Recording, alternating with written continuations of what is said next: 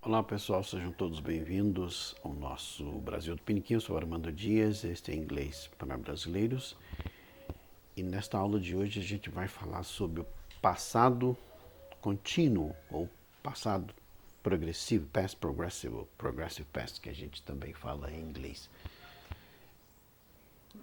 Progressivo, né? Ou contínuo. Em inglês a gente diz past continuous. Continuous. O past continuous, ele é formado pelo verbo to be no passado, mais um verbo principal acrescentado de ing. Então esta é a forma, a construção do passado contínuo. To be no passado, verb talk, por exemplo, né? O verbo principal, e acrescentado de ing. Então, como você já sabe, o verbo to be é um verbo auxiliar, ou seja, ele auxilia, né? E na forma singular eu tenho was, aqui é só dizer, tá, pessoal? E were. Então, por exemplo, I was talk mais ing fica talking. Esse L, pessoal, ele não é pronunciado. Então, I was talking last night, ou seja, eu estava conversando, parlando, né? Eu estava conversando ontem à noite. E se você quiser usar no plural, né? Por exemplo, we were, o resto é a mesma coisa. We were talking last night. Nós estávamos conversando ontem à noite. Equivale mais ou menos ao nosso pretérito imperfeito, né? Eu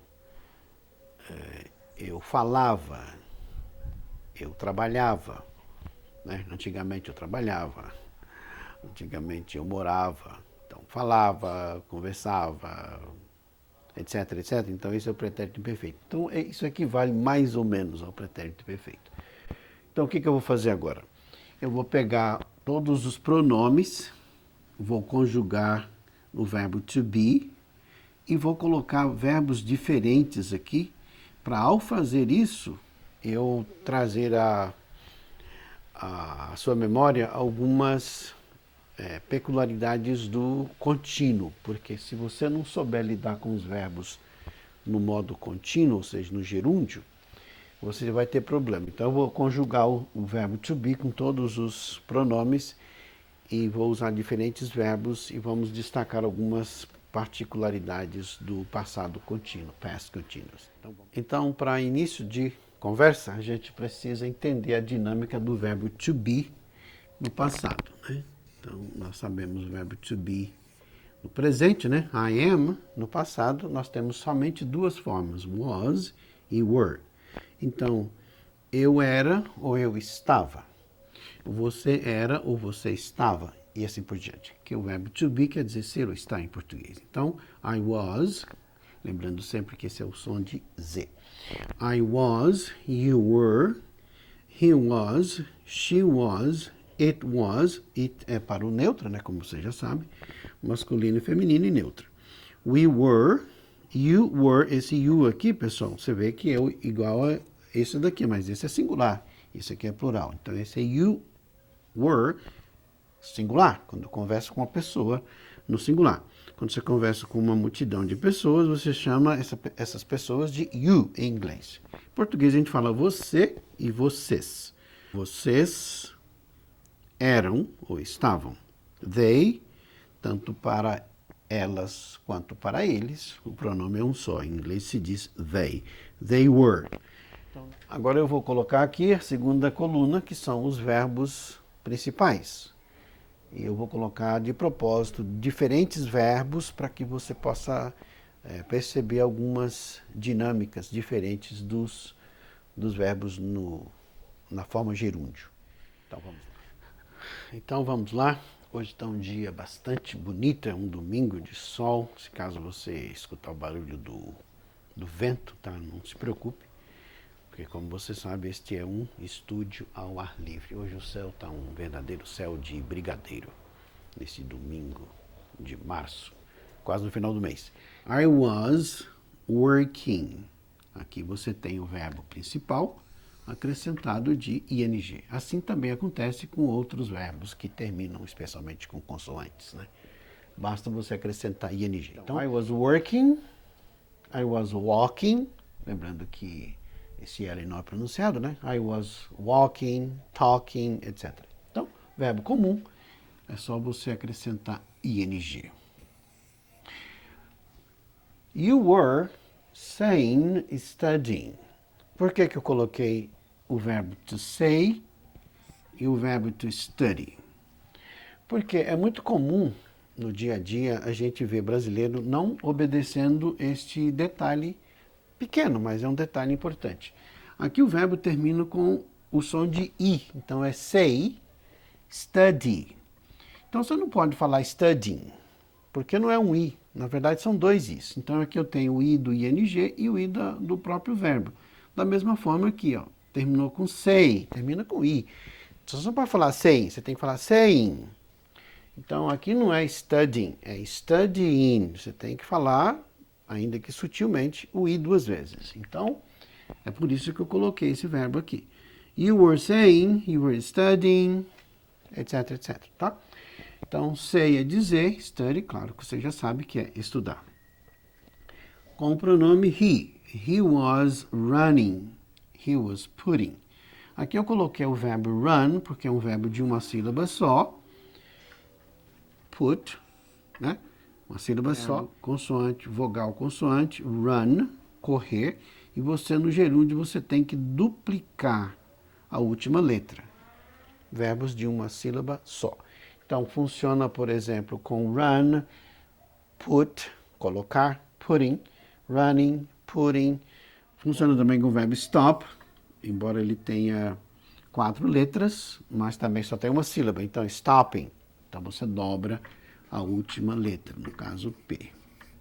Então, toda vez que você tiver um verbo de uma sílaba só, você duplica a última letra. Pronome she. She was lying, dying, etc. Por que eu coloquei isso aqui? Porque o verbo que aqui está com consoante vogal, ele é, na verdade, escrito dessa forma, lie, que pode ser deitar ou mentir. Eu fiz um vídeo sobre esses tipos de verbos, né, chamado verbos difíceis. Um dos primeiros vídeos eu fiz com este carinha aqui.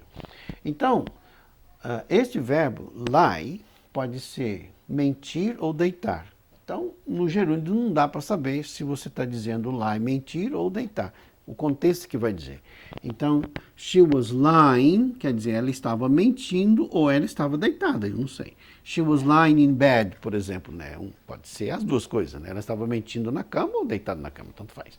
É claro que, pessoal, isso aí é forçar a barra, né? Dying vem do verbo to die, que quer dizer morrer. Então, no gerúndio, você elimina o I e o E e coloca ING. Então, dying. Então, vale a pena você prestar atenção nesse detalhe. It, que é o neutro, né?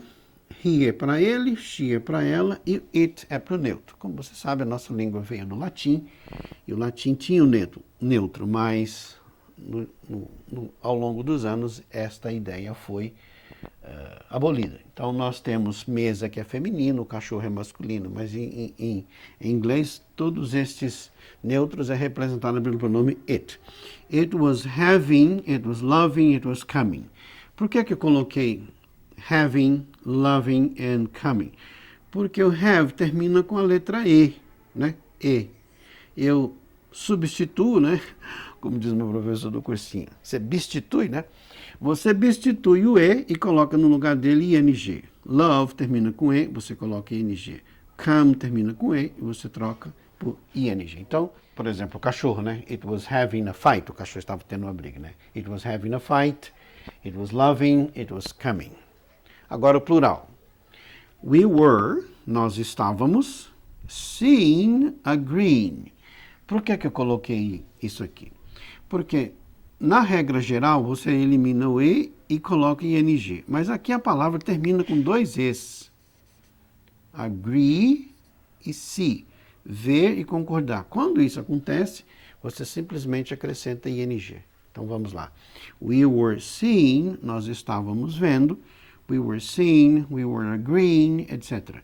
Agora, you were. You were listening, you were judging. Por que eu coloquei esse verbo aqui? Porque esse T, ele não é pronunciado, da mesma forma que esse D não é pronunciado. Ou seja, eu tenho uma série de palavras em inglês que tem letras mudas. No caso aqui, o T é mudo, você não pronuncia T. Então, we were listening, nós estávamos ouvindo. Judge quer dizer julgar, nós estávamos julgando, ou vocês estavam julgando. Finalmente, they, para eles ou para elas, they were doing. Aqui nós temos o com som de U. They were doing. Aqui um verbo interessante que é vaiar, né? Bu, termina com 2 Os. Aqui eu tenho um O, U. Aqui eu tenho 2 Os, também eu digo U. Então é, they were doing.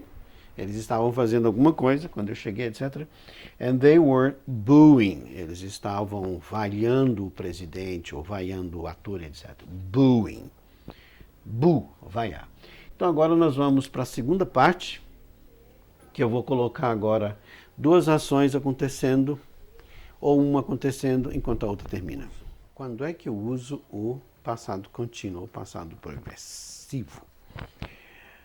Você está percebendo que a luz está mais fraca porque o sol foi atrapalhado pela nuvem. Agora já tem algumas nuvens. Então vamos. Eu tenho basicamente 2 palavras que eu uso muito com o past continuous, que é when, quando, e while, que quer dizer enquanto. Também posso usar as no lugar. À medida que, ou enquanto. Então a pergunta bem basicona é, what were, faltando you, né? What were you doing when I called? O que vocês estavam fazendo, ou o que você estava fazendo, quando ou na hora que eu liguei? Quando uma coisa aconteceu, passado simples, a outra estava acontecendo. Enquanto uma coisa aconteceu, a outra acontecia. Ou enquanto uma coisa acontecia, a outra também acontecia. What were you doing when I called? Resposta. When you called me, I was studying. Quando você me ligou, eu estava estudando. Esta mesma ideia eu tenho aqui, porém eu uso a palavra while, né? A conjunção while. Enquanto, ou as, we were running, we met John. Enquanto nós, ou à medida que nós corríamos, ou enquanto a gente estava correndo, nós encontramos o John. E claro, como você sabe, o was, verbo to be, na negativa é só você colocar not. Você pode simplificar colocando wasn't, mas eu deixei separado. It was raining, estava chovendo, when he got home. Estava chovendo quando ele chegou em casa. Você sabe que na interrogativa basta você inverter, né? Passar o verbo to be para o início da frase. Então fica, were they watching, tá certo. Were they watching TV when the light went out? Eles estavam assistindo TV quando a luz apagou? Você pode também usar o went off, né? Mas aqui o went off é quando alguém desliga. Nesse caso aqui, o went out quer dizer apagou, ou seja, deu um apagão. Eles estavam vendo TV quando a luz acabou? E agora nós temos o while para expressar 2 ações acontecendo simultaneamente. Então veja lá. While you were playing. De novo, eita nós. While you were playing, we were working. Enquanto vocês estavam brincando, nós estávamos trabalhando. Ou seja, a gente estava trabalhando enquanto vocês estavam brincando. Se você gostou, deixa o seu thumbs up. E se você não gostou, thumbs down. Meu e-mail está aqui, caso você queira me contactar pessoalmente, tá bom? Agora eu vou para a feira, porque hoje é um domingo de feira, um sol maravilhoso, e a gente se encontra no próximo vídeo. Fui! Bye, bye!